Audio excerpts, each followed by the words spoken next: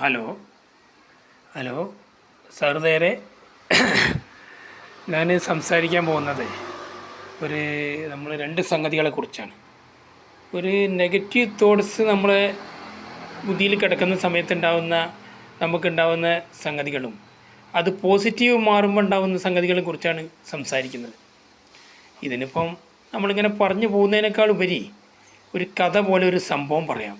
എന്താ വെച്ചാൽ ഒരു ഡ്രൈവറെ സംഗതിയാണ്.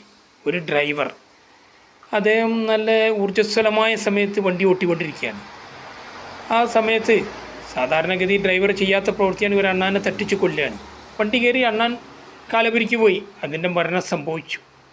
ഇതങ്ങനെ കടന്നുപോയി കുറച്ച് ദിവസങ്ങൾ കഴിഞ്ഞു. സ്വാഭാവികമായിട്ട് സാധാരണഗതിയിൽ ഓരോ പ്രശ്നങ്ങൾ നമുക്കൊക്കെ ഉള്ള പോലത്തെ ഡ്രൈവർക്കും മാനസികമായ ടെൻഷനും പ്രശ്നങ്ങളുള്ള സമയത്ത് അങ്ങനെ ഒരു വണ്ടി ഓട്ടിക്കൊണ്ടിരിക്കുന്ന സമയത്ത് അയാൾ തട്ടുക എന്നുള്ള പ്രോസസ്സ് തലയിലുണ്ട്. ആ ബുദ്ധി അയാളെ ബുദ്ധിയാണ്. അങ്ങനെ പോയിക്കൊണ്ടിരിക്കുന്ന സമയത്ത് ഒരു സ്പ്ലിറ്റ് സെക്കൻഡിൽ മനസ്സ് തളർന്ന സമയത്ത് ആ ബ്രെയിനിൽ സ്പ്ലിറ്റ് സെക്കൻഡിൽ തട്ടുക എന്നുള്ള പ്രോസസ്സ് അയാൾ അടിക്കും പോയി.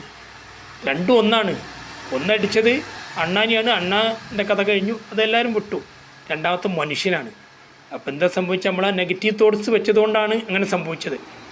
അപ്പോൾ അങ്ങനെ നെഗറ്റീവ് ചിന്തിക്കാതിരിക്കുക, കൂടുതൽ നമുക്കത് ജീവിതത്തിൽ ഉപകാരപ്രദമാവും. നെഗറ്റീവ് തോട്ട്സ് ഒഴിവാക്കുക. അത് ഒഴിവാക്കാൻ എല്ലാവർക്കും പറ്റണം. എന്നാലും കഴിയുന്ന ശ്രമിക്കുക. പോസിറ്റീവ് തോട്ട്സിലേക്ക് വരാൻ ശ്രമിക്കുക. അതിങ്ങനത്തെ കുറേയൊക്കെ നമുക്ക് ബ്രെയിനിൽ കിടക്കുന്ന ഡാറ്റകൾ മാറി വരുമ്പം ജീവിതത്തിന് കുറേ ഉപകാരപ്രദമാവും. ഓക്കെ.